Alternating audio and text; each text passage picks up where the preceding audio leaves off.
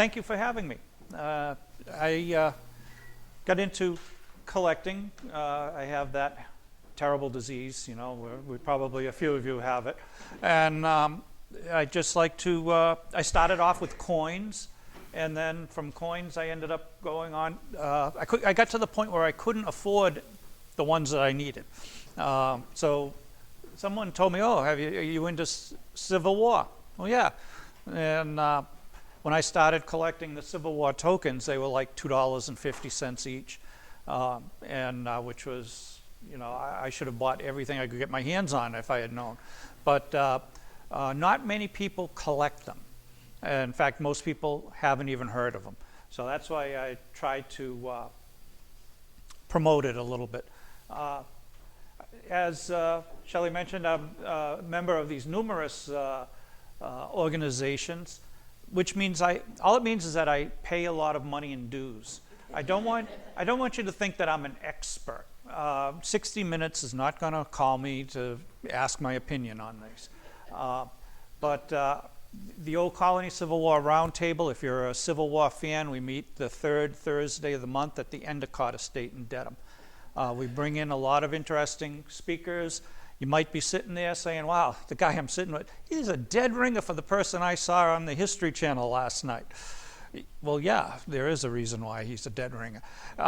If you go to, there's also a Civil War roundtable that meets in East Bridgewater at the East Bridgewater Library. That's the second Tuesday. And so did you hear my talk the first time when I gave it to that? Oh, all right. I've talked there. That is also a good place to go. And again, you'll see somebody, hey, that's another guy who looks like someone I've seen on the History Channel. And yeah. Some of our speakers, we had the guy who did Stealing Lincoln's Body. He wrote the book, and it was on the History Channel. He actually came to talk to us. Who knew someone tried? If you only have this much whiskey left in a bottle, stealing Lincoln's body sounds like a hell of a good idea. So the topic is money alternatives of the Civil War. So why did they need money alternatives? Well, within a few months of the start of the war, it said over $200 million in small change just disappeared. A lot of it was silver. People were hoarding it. They didn't know, a lot of fear. They didn't know with a war, you never know how it's going to end. So what they did is they were hoarding these. So this is just an example of one of the coins. This is a 3-cent piece. It's made out of silver. People would hoard it. Price of silver went up. Now all of a sudden you can melt it down and get 4 cents. Back then you could make a lot of money, you know, doing that. You needed the change. A penny was worth a lot more than what it is now. Now, you know, people just throw them out practically. An example of a penny that was one type of penny that was circulating at the time was a Flying Eagle cent. This was made out of a mixture of copper and nickel. The old coins used to be all copper. This one they made smaller, and they added nickel to it. Price of nickel went up. People were hoarding this.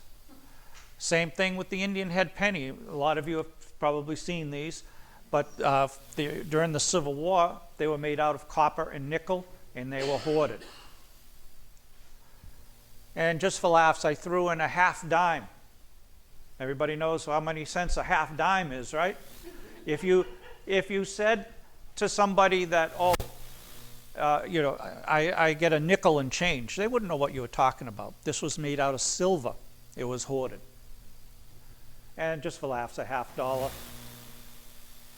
And 1859, this definitely would have been the type of coin that was circulating at the time, silver dollar.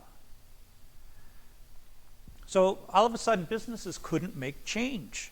And if you had like a penny or 2 cents change coming to you, you know, you needed that. By the time you went to 2 or 3 stores and each one shorted you a couple cents, now all of a sudden that was a loaf of bread more, you know, because of the money was worth a lot more.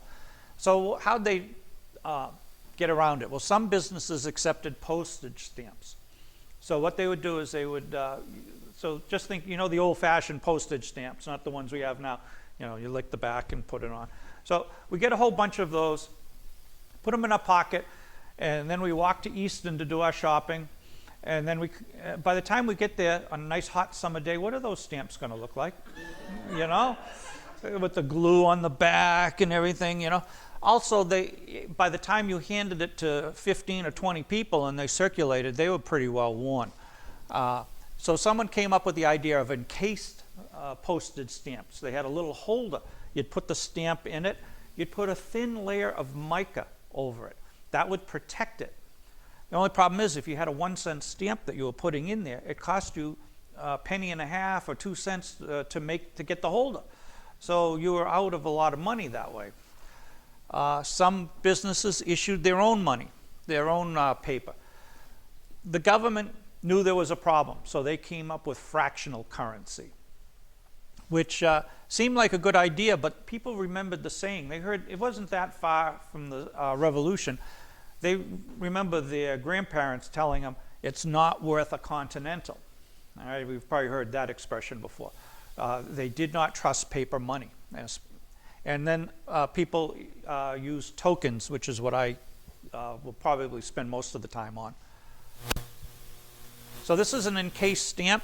You would have a brass piece. You'd put the stamp in there with a piece of mica. A lot of them have advertising on the back. Fractional currency issued by the government, 10 cents, fractional currency. This one's 3 cents. 3 cents was important. That's the denomination for mailing a letter, was 3 cents back then. You also have paper scrip. These would be issued by private industry. Now, who can issue money? The federal government, right? What happens if you started making pennies at home? Or making dollars at home, all right? So it's called counterfeiting. So anyways, they had to put this little thing. This is not currency, but a memorandum for change. They had a lot of ways they had to, you had to have a lawyer by your side, and you had to have these little sayings there to keep from being thrown in jail for counterfeiting. So they would use a lot of paper scrip. There's a ton of it around. I had a nice friend of mine, I sold for him on eBay, a nice collection of Parker House. I had 5 or 10, a quarter, 50 cents. They come in different denominations. This one happens to be 20 cents.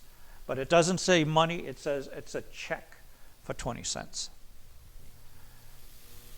So if people didn't trust the fractional currency, and the stamps weren't holding up, and paper scrip, yeah, they use that a lot. You can find a lot of that around. But the most durable one to use was tokens, because they were made out of metal. What they did is they made them out of copper, pure copper, not copper nickel. They were about the size of a penny, although you will find some that are the size of a quarter. Now remember, only the federal government can issue money. You're going to hear that a couple of times from me. So since only the federal government can issue money, why were they accepted? And the reason why is there was nothing else that they could use. Their backs were against the wall, so they would accept them. They probably trusted the local merchant more than the government. The government is the one who got them into this war. The government's the one who got them into this mess. They probably went to school with the merchant. Their kids probably played together. They probably go to lodge. You know, they know the merchant. They trust them. Where the government is that faraway entity that just causes trouble and collects taxes. So they ended up, a lot of people would accept tokens. Someone asked me a question what the difference was between a token and a medal. So I threw this on here. A medal is used to like commemorate something. You might commemorate a battle with a medal. If a token, you would use like a subway token, where most of us are old enough to remember those. You know, you get something in exchange for it, so it's worth some money. There are 3 types of Civil War tokens.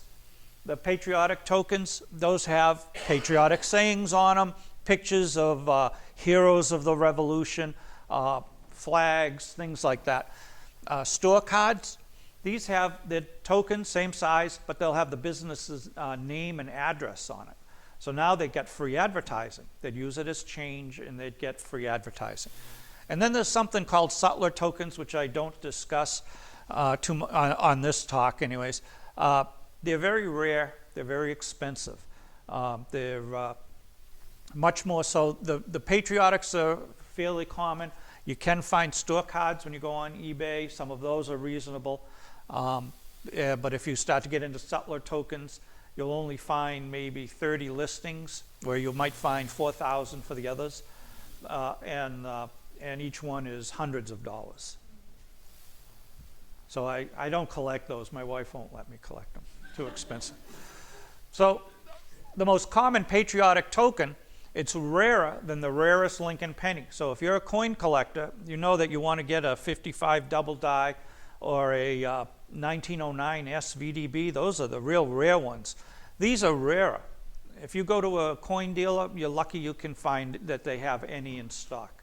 But they only cost you maybe $20 to $45 for the common ones.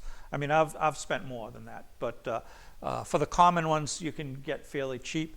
And but like an '09 SVDB would cost you like $1,500. What does that mean? So the mint, that's the date, and then the mint mark, and then there's initials on the back for the penny. So it's a VDB, Victor D. Brennan. He's the one who designed the coin. So so if you have one of those, it's like $1,500. But these things are even rarer. No one collects them. Supply and demand. What do they look like? Well, like this one, looks like an Indian head penny. All right, talk about counterfeiting. That's almost too close for comfort. Or besides an Indian, you might have Miss Liberty. Now, what do you have on the back? This one, not 1 cent. Remember, you get thrown in jail if you make little rocks out of big ones. This one, whoops, wrong one. I owe you 1 cent. So you don't want to put 1 cent on there. If you do, you can get yourself in trouble. Now, after the war, some people took these, and you'll find some, and you'll see big scratch marks right here. You know, and people will scratch that out. And you can tell that someone was trying to palm it off as a real coin. Some of the other themes, besides the Indians, might have a saying that says, "Our Army, our Navy, death to traitors, no compromise with traitors, united country." There's a bunch of different ones there. There's quite a few, probably 1,000 different designs that you can pick up. This one happens to be the size of a quarter, and it says Trade and Commerce. Great sailing ship on there. But this guy was preferred copper. He wanted something. He didn't want paper money. He wanted something with heft, something that he could at least melt down and get something out of it. So he was offering a 20% premium. His little saying was copper's 20%. Thing is, you just have to figure out who it was it belonged to, because he doesn't have his name on it. This one's popular, Our Little Monitor, and it has a picture of the ironclad, the Monitor. Now, this was pretty new development. First of all, who knew iron could float? You know, and this also has the old paddle wheels. This has a propeller. It has the rotating turret on there. It goes by steam engine. It's just one of the newest inventions of the time. So they ended up having 5 different designs on them. Other patriotic tokens might have, like I had mentioned, Heroes of the Revolution, Ben Franklin, Washington, Burnside. Who knows what Burnside's famous for? Sideburns. Sideburns. So he had big. If you see a picture of him, he's got real big, bushy sideburns. Franz Sigel, one of the more incompetent generals we've had, but they couldn't get rid of him because he was German, and there were a lot of German immigrants coming into the country, and they would rally around him. They would join the Union force because of him. He could attract people, but he actually won the Battle of Pea Ridge in it might have been in Arkansas. Arkansas. He He won the battle, but the reason why he won the battle is that the Confederate general was probably more incompetent than he was. So it really wasn't a fair assessment. Notice Grant's not up there. Grant doesn't have a Civil War token, but Franz Sigel does. You know, it's not like his brother-in-law made it for him or something. Oh wait a minute. His brother-in-law made it. That's why he's got his brother-in-law was a token maker. But you'll also see flags, Miss Liberty, Indians, and Masonic symbols on these. This one I just threw on there because who can resist a cool cannon? There's another one that they have. There's 3 of them with cannons on them, but there's another one that says Peacemaker on it. And but not everybody was in favor of the Civil War. We think now, oh wow, what a how great it was and the heroics and all that. Not everyone was in favor of the war. So they have some of these. They're labeled patriotic, but a lot of people will call them unpatriotic tokens. They'll say peace forever, live and let live, millions for contractors, concession before secession. So these are an example of the grieving widow, horrors of war, and then the blessings of peace with the cornucopias underneath. Millions for contractors, and then the other one says not 1 cent for the widows. So they were against the contractors that were making so much money. And another one, concession before secession. Now, these are what they call, not everybody was in favor of the war. This one is, it says peace forever on the cuffs. Here, it's hard to see, south and north on the cuff. And it shows them shaking hands. All right, so this was a pretty cool one on, can you get much more patriotic than a flag? And there's different ones, different designs. You have to actually count the stars, because in 1863, West Virginia joined the Union, and some of them will, there's different designs. Some of them have an extra star on them, so you have to count that. If you're fanatic about it. So flag of our Union, you flip it over and it says, if anyone attempts to tear it down, shoot them on the spot. So this was a famous John Dix, that's why it says Dix in the middle. He sent this in a telegram down to New Orleans to some of his custom officials, and he said, how about if anyone, he said, if anyone attempts to tear down the flag, make sure that you shoot them on the spot. And they shortened this exact quote a little bit to fit on the coin. But so things are still the same. The first thing they did with that telegram is deliver it right to the newspaper and say, look, these Yankees, they want to shoot us. They want to kill us. They're going to come down here, take our property and all this. Property, of course, being the slaves. So it was quite an embarrassment for the Buchanan administration at the time. This was just before the Civil War that he said this. Now I have 2 of them here, and they're different. If you look at, say, the S over here, you see how it's right underneath the W? Over here, it's like halfway between the N and the W. All right? Let's see, what else? The T on the, a little bit off, and the S right here is under the A. Here it's more under the T. All of these dies were engraved by hand. So you can, when you look at them closely, you can see the differences between them. And there's like 17 of these that each one had to be engraved by hand. They called the guys a die sinker because the die had, if you wanted it raised up on the coin, you had to sink it down into the die. You also had to do a mirror image. You had to do it backwards. You had to do it backwards. What could go wrong there? So, so if anyone attempts to tear it down, shoot them on the spoot. This one, it's not real rare, but it doesn't come on the market too often because everybody likes it. It's good for a laugh. So it is a little bit worn, or the Dix is a little bit worn. But anyways, you get the idea. So they have a numbering system if you go to collect these. There's so many different designs that some guy actually had the patience to go through like 10,000 of these and number each one. And you'll have two different numbers, and one's the front or the obverse, and the other one's the reverse. And then there's a letter, and the letter depends on what it's made out of. Most of them were made out of copper. Some of them made out of brass. You'll find some store cards that are made out of rubber, lead. So there's whatever they had. So but you need that. If you were to order something, you would want to know what you had. You need those numbers, and you need a reference book with all the pictures in there. And feel free to come up and look at anything afterwards.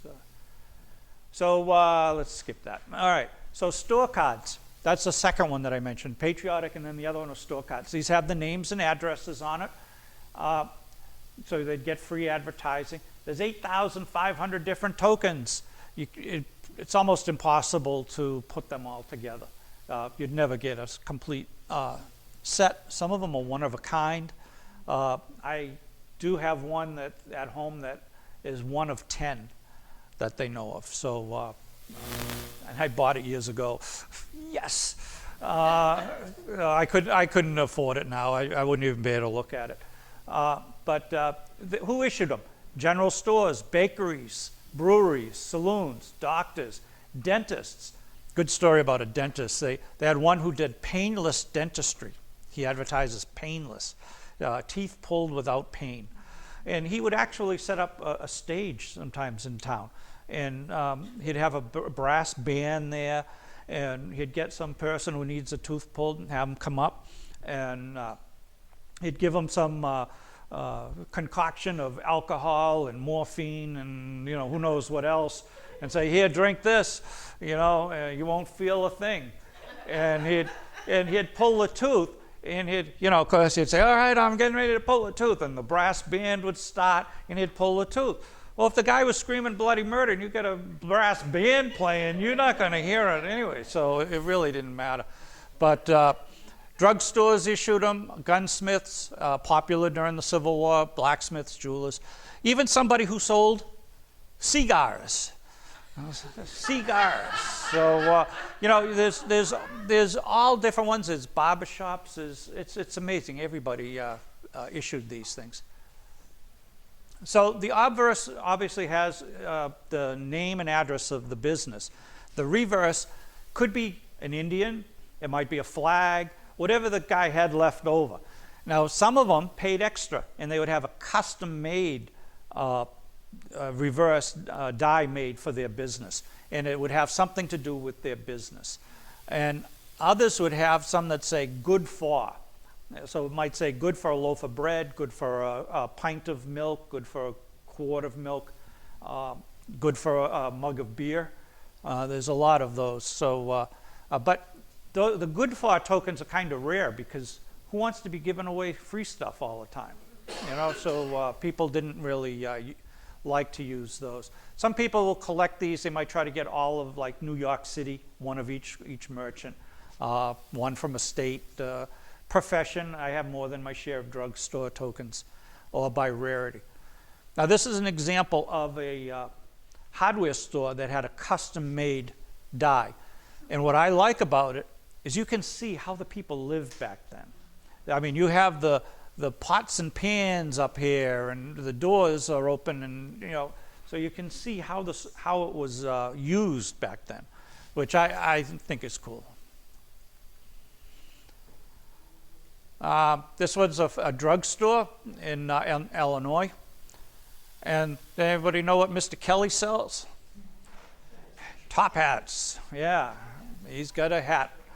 He's got his hat right there. So, like I said, everybody had these. And you can go through using genealogy tools. If they have the name and address on it, you can start researching these people. And they have 4 times a year, the Civil War Token Society issues a journal, and they'll have different tokens written up.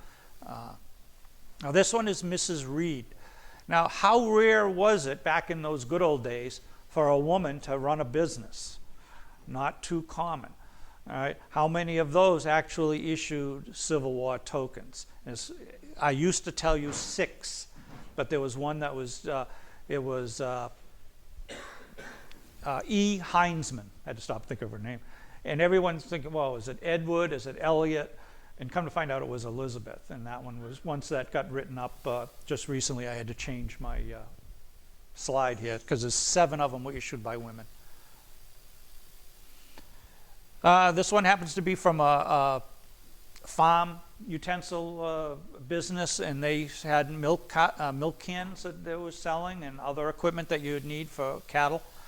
This is a pharmacy one, a Brimelow drugstore in New York. Good for 1 glass of soda. Again, they're hard to find that are good for because you didn't want to be giving away soda all day long. This one was written up fairly recently in the journal, so I put it in here. Who can tell me how much a sewing machine went for back in the Civil War? $15. Wrong. No. Wrong. 25. Now, what they did is the companies, there were 4 major manufacturers, and each one was suing the heck out of the other, and for patent infringement. And they said, we're going to be tied up for years doing this. So they said, tell you what, let's tack $10 on to the price of everything. Good old days, you could do price fixing. They said, let's charge $25 for our sewing machines, and $10 goes into a trust fund, and we'll divide that trust up evenly. So that's what they ended up doing. Now, how come this guy has $15 sewing machines? Well, there's been a couple of theories. But one is maybe his sewing machines, shall we say, fell off the back of the wagon. They could have been a little warm to the touch. But they also think that he might not have been sending in the $10 to the trust. If you find an ad in a newspaper, you'll see his ad for $15 sewing machines. Right next to it, you'll see a $25 one. It'll say in big bold letters, our machines are properly licensed. So they knew he was doing something illegal. But eventually, though, you will see ads. He didn't have any tokens that say it, but eventually his ads changed to $25. So I assume someone talked to him.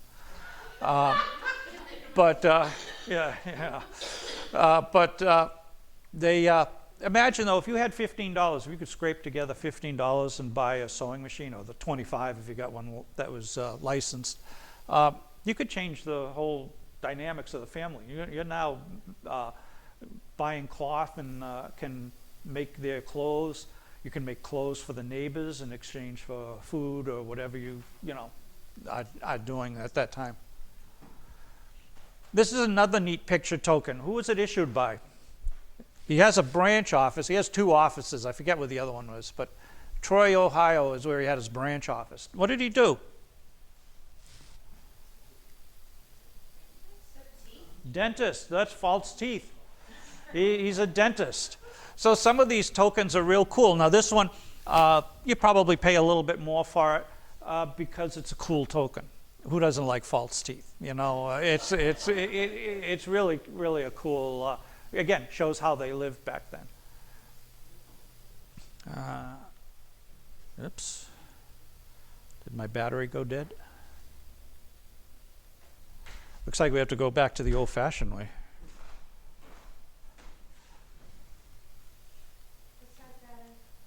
I've got an extra one, but you know what?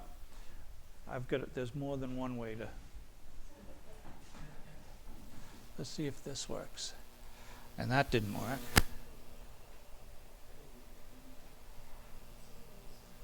You know what? I think it's my computer. Son of a gun. And that's not what I was thinking.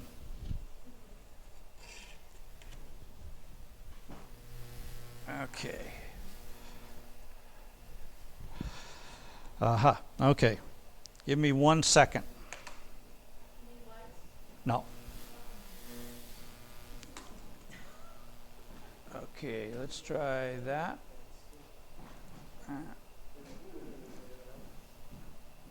All right, let's see if that works. See if I corrected it. Yes, I did. Hey. Again, I mentioned I have a tendency to have drugstore tokens.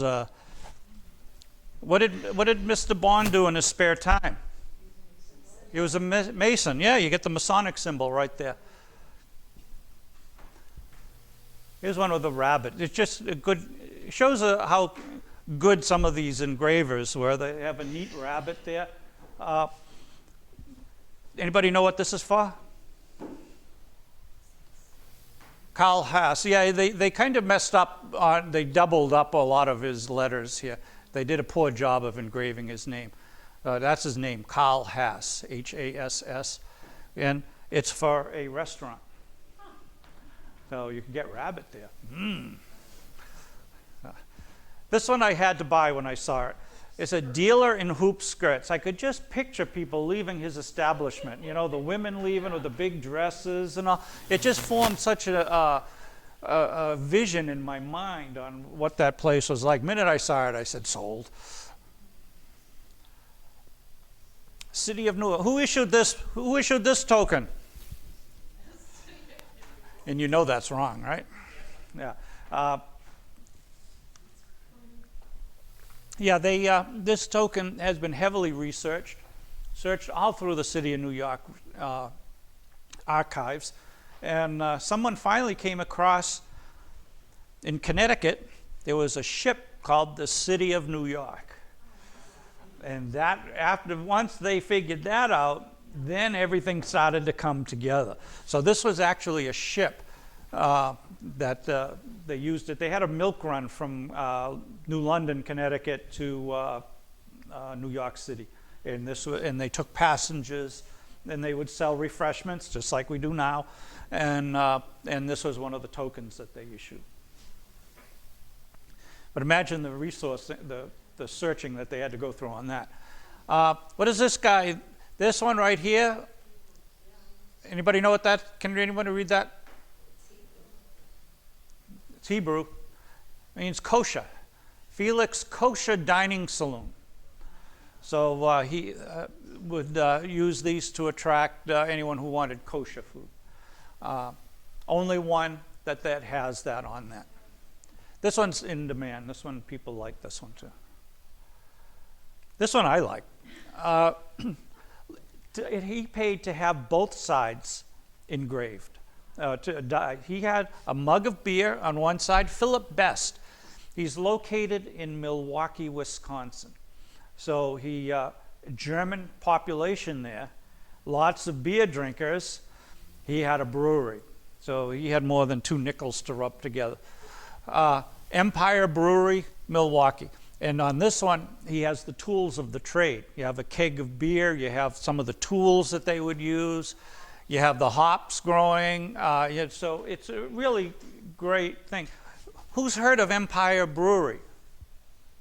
Yeah, you know. So he's in Civil War token society circles, I should say. People know him as this, but he's really famous though because he had a pretty daughter. And she married an officer, a Civil War veteran, an officer in the Army. And no one's ever heard of this guy, right? Pabst?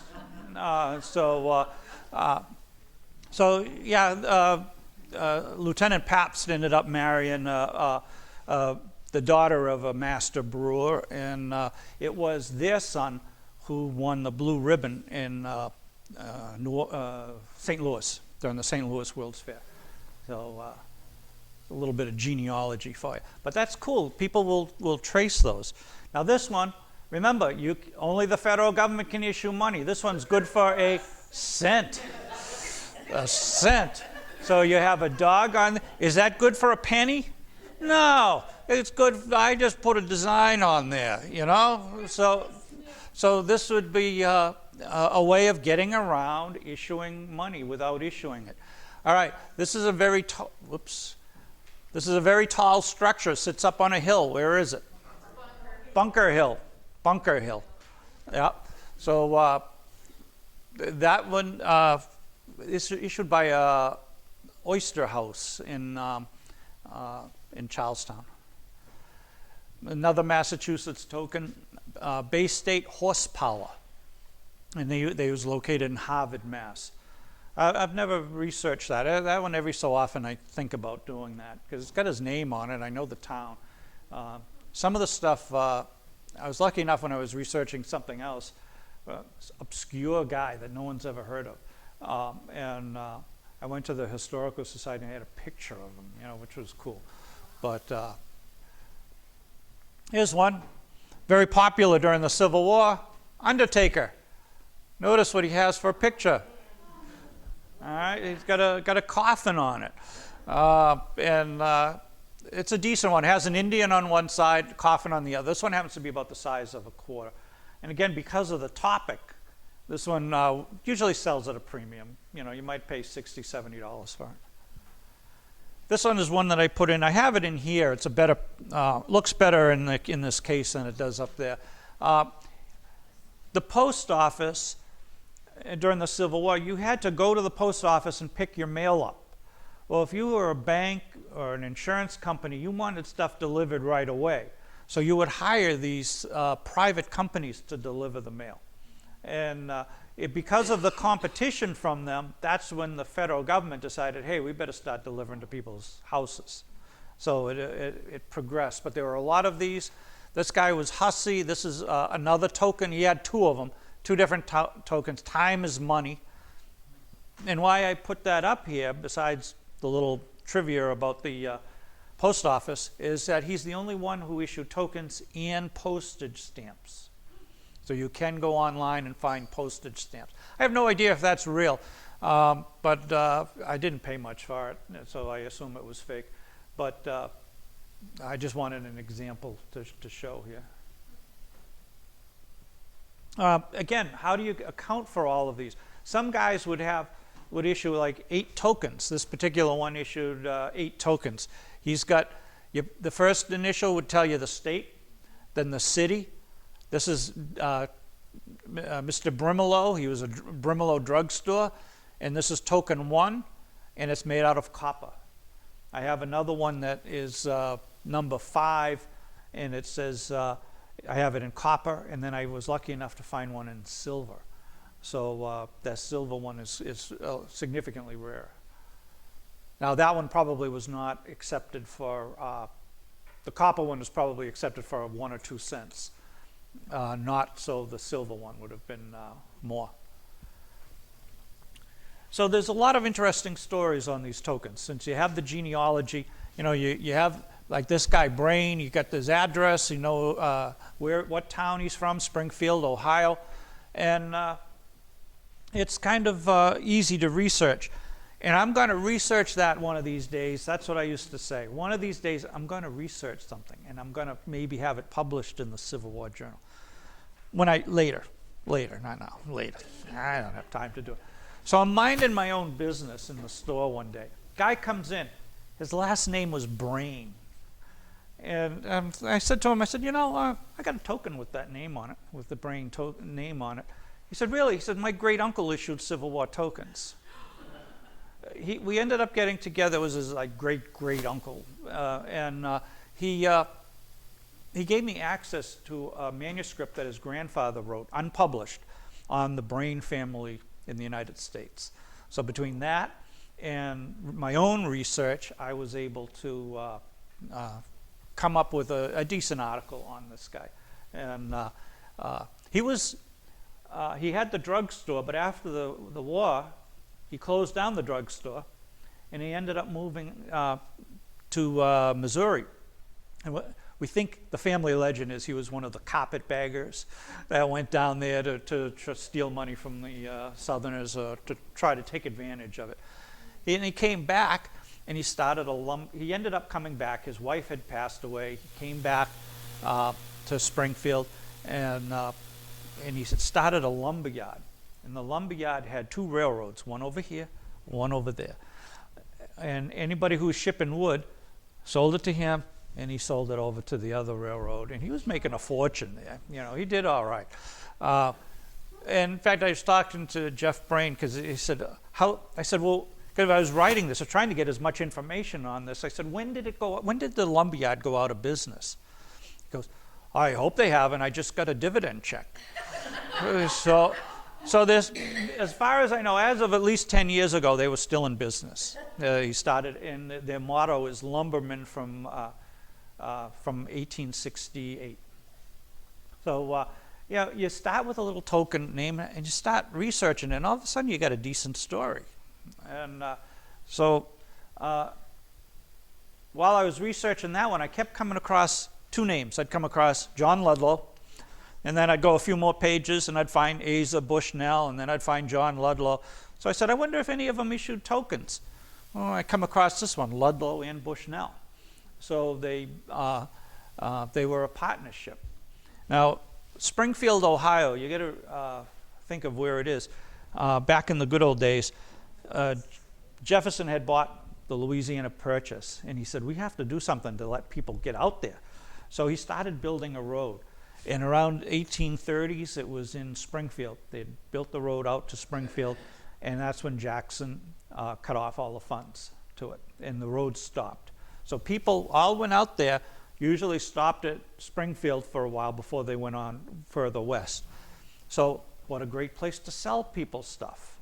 There was a large, so Ludlow started a drugstore, all right, and then Bushnell was working in a factory that made farm equipment, and he was a bookkeeper there, worked there for a while. He always regretted he's quoted as saying he regrets his meager education. But he was good enough with numbers, so they kept him there. Then Ludlow took him on as a partner. Now, why would John Ludlow take Bushnell on as a partner? Maybe Ludlow needed some money. Needed to get him, maybe Bushnell was bringing some cash in. But then when you do your research, you find out John Ludlow was president of the bank, First Springfield Bank. So chances are he didn't need any money. Maybe just needed some help. Maybe Bushnell had married Ludlow's daughter.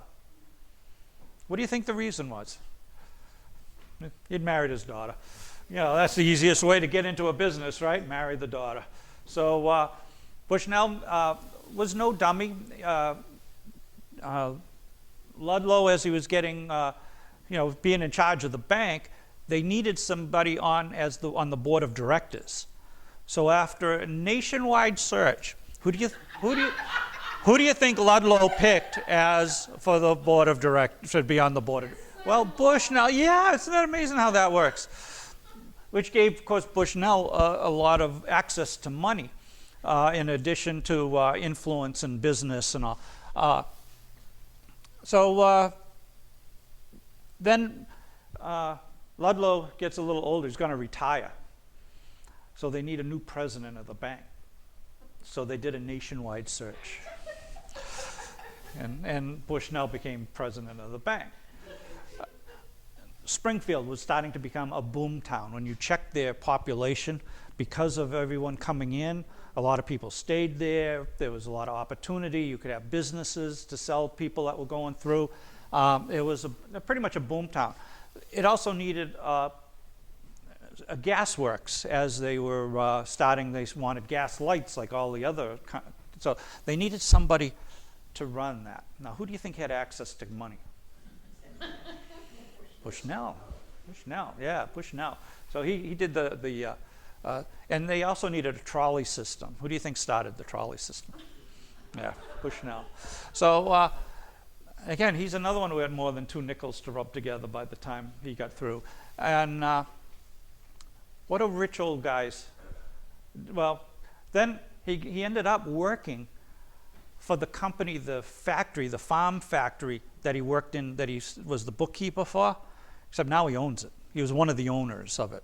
I don't have the exact name because remember the old Merrill Lynch, Pierce, Fenner and Smith, it was one of those. It had like 4 or 5 different names on it. I don't remember who they were, Ian Bushnell. But now that company's faded out of existence, and no one remembers Bushnell for that, and no one's ever heard of International Harvester, right? So, Although, what do they call that now? I forget what the name of it is now. But they're still the #1 employer in Springfield, Ohio. Yeah, he owned International Harvester. Eventually, that company got bought out a few times. So what do rich old guys like to do? Run for office. So he ran for Congress and he lost. But it got his name out there. And so they said, we want you to run for governor. Asked him to run for, he said, no, my friend Bill's running for governor. You know, I'll support my friend Bill. You know, we'll get him elected, you know, but there's no way I want to be governor. I won't run against him. So his friend Bill won a 2-year term. And then 2 years later, they said, hey, you know, how'd you like to be lieutenant governor? And he said, are you kidding me? I'm in charge of all these businesses. Why would I want to be lieutenant governor and have no power at all? So he wouldn't go along with that. Again, he helped his friend Bill run for office. His friend Bill got elected. And then after that, his friend Bill decided he didn't want to be governor anymore. So at that point, Bushnell ran to be governor, and he won. And I was the first one to document that the Bushnell on here was the governor of Ohio. And I had it published, and they actually gave me a little award.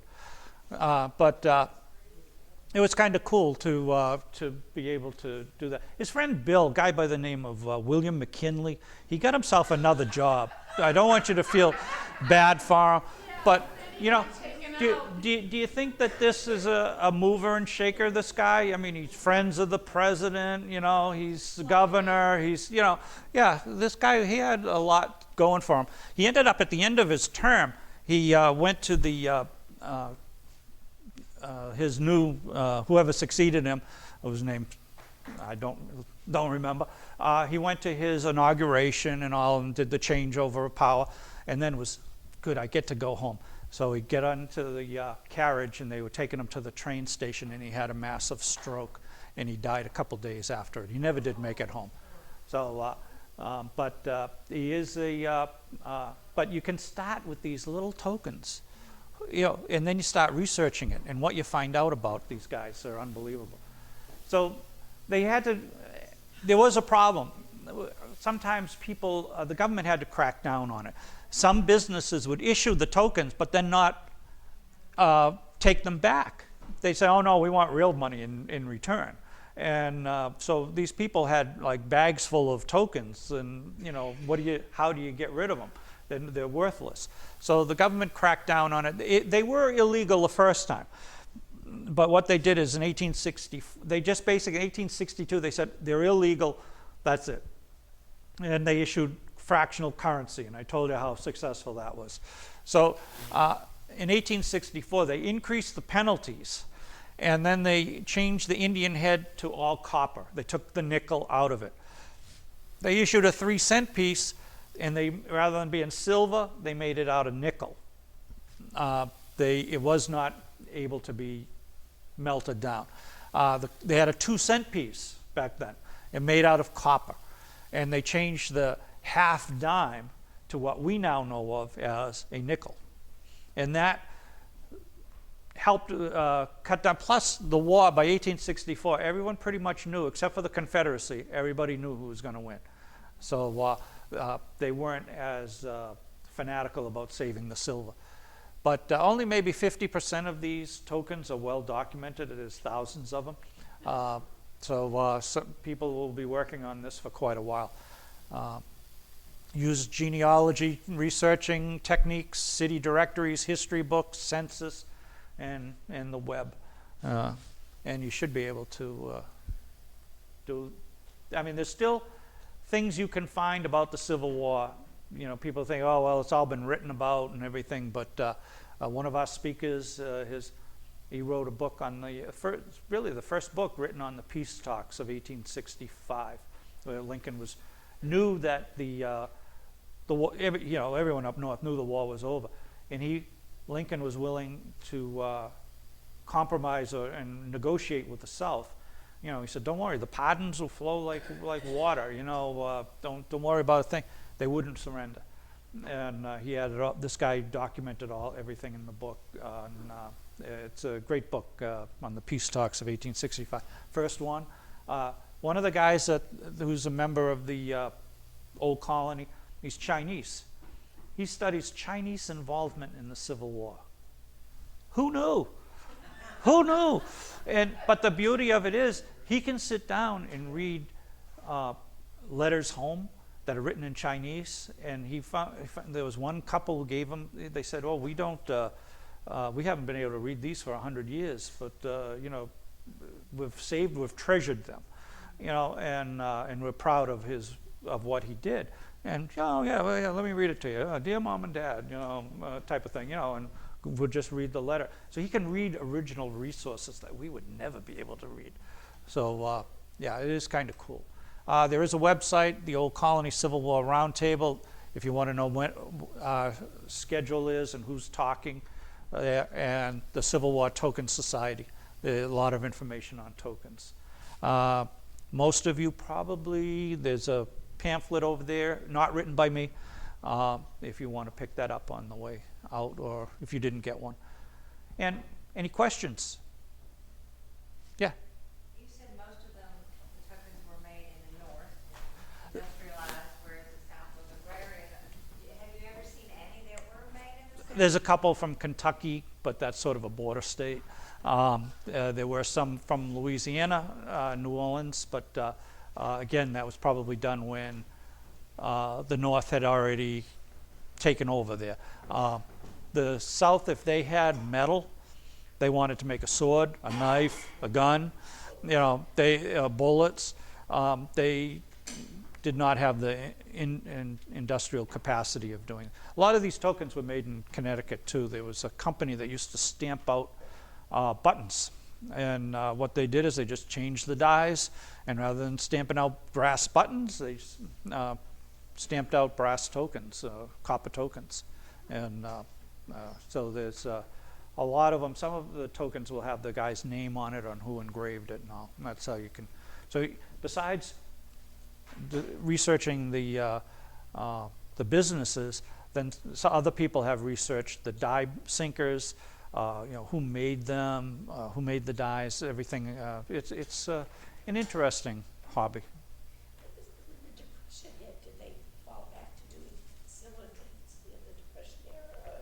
No, well, these were pretty much illegal. They might use bartering and all, but they technically they can't do that. Sometimes a place might have a token that's good for 50 cents. I've seen those for. It was up in Alaska is one I'm thinking of, and it was just a promotional where the merchants in the area all agreed to issue it as a, and if you issued it, then you hope that no one would turn it in, save it as a memento, and then you pocketed the 50 cents. But yeah. The druggist Yep. wants to help with a shortage of nickel. How does he finance it? Who goes to that Connecticut and changes funds? Yep, and it's he'd probably charge you, charge about 70. Just passing around a few other things. He'd probably charge you about 3/4 of a penny for each one. Somebody said, well, why? How would the banks handle this? And I said, who do you think was selling the tokens? A lot of the banks, this was bad for business. Banks were involved in it. There are some tokens that are issued by banks. There are some, everybody had their fingerprints on it. I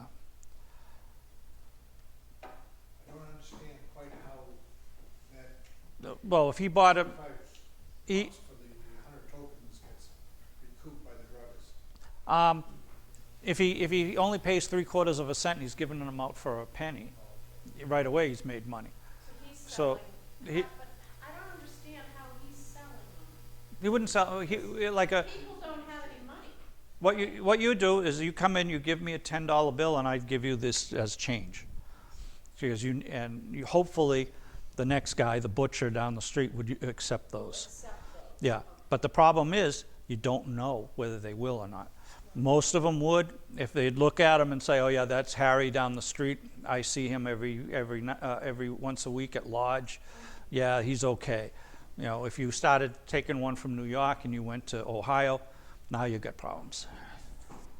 We had a colonial, his name was Snell, and they called him the Snell dollars because he had to come up with, nobody here had any money. Really. Yeah. And that's what he came up with. They all knew he was the only local hardware and he sold everything. Yeah. So he would give them $1, then Joe Schmo down, the funeral director would take it because, yeah, I know. Yeah, it was more of of honor, you know. But yeah, I just passed around some of the paper scrip, and there's a Confederate dollar, a $10 bill, I think it is, going around, and just take a look at that. I also have some of the tokens that you saw up here are here. Feel free to look at them. I'll take them out of the case, talk about any of them, if there's any questions on them. Have you ever come across a family that just had like another load of tokens passed down in their family? I mean, families must have had a whole lot of them. I'm picturing like a button box full of tokens or something. They just recently. I mean, I've heard of it. I've read about it, but they were excavating near a battlefield, and they found it was on. You can't do it if you're on on public land, but it was on a private property, and they figured one of the sutlers. They were able to document that the sutler lost his wagon. He would just have a sutler was like a modern PX, and he would load up his wagon with goods, and he was only allowed. He'd have a special license to only sell to a certain unit, and every unit had their own sutler. But he would. They have a record of him being hit by a cannonball and blowing up. Well, they go through it, and what do they find? But tons of these Sutler tokens. Now, I mentioned how rare Sutler tokens are, but this guy is probably the most reasonable one that you can find because but they were also dug out of the ground. So if you get one that wasn't dug out of the ground that looks nice, that goes for a premium. But the ones that were dug out of the ground are usually corroded and you can in bad shape. But obviously they were, all of a sudden the price of those come down because now you can. They occasionally do. I just hope that any of the rare ones I have, no one finds a case of them. Hi. As a result of this problem during the Civil War, Bridgewater became very interested. My name is Bob Wood. I do historic research here in town. And during my in-laws' house, that's the street, I discovered that there was a factory there, a tying factory. Started in 1835, and then in 1846 moved from there because apparently there was a fire in the building down the end of Pearl Street, Bridgewater. And why did they move down there? They made cotton gins, and that was where the railroad train came to town in 1846. And they built a big door in the factory building. It was a 3-story factory building, and they could move the trains right in and pick up the cotton gins and take them south. Well, they had 3,000 employees. With all these people who had money. So what can we do? With no banks were working, when the federal government was setting up banks, what should we do? Let's set up a bank. The bank was set up in 1872. Does anybody know the name of the bank in Bridgewater? Come on. You probably have your money here. You already said the name of the bank in Bridgewater. Bridgewater Savings Bank. Exactly. And it's today. So Yeah, there's. But when you read about some of the tokens, one guy issued crackers, and you're like, okay, but he had a contract. When you research the token, you find out he had a contract to sell hardtack to the federal government, to the Union forces. Now he made a fortune there, but after the war, he had a big plant with ovens, and after the war, he took out all the ovens because he liked to tinker, and he came up with one of the best inventions ever made. the first successful self-venting beer faucet. Made a fortune. Made a fortune. So every saloon in the country had to buy one of his faucets. So yeah, there's a lot of neat history when you start researching these things. So. Any more questions? No? I guess I'm gone. I'm done for the night. All right. Thank you.